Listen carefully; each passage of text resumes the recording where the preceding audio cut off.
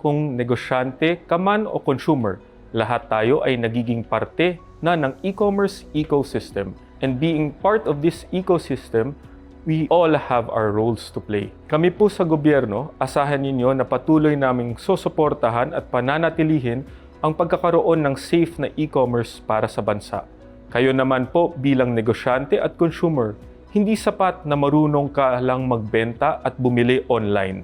Let us make it a habit to know your rights and obligations para mas maproteksyonan natin ang ating mga sarili laban sa mga scams at fraud.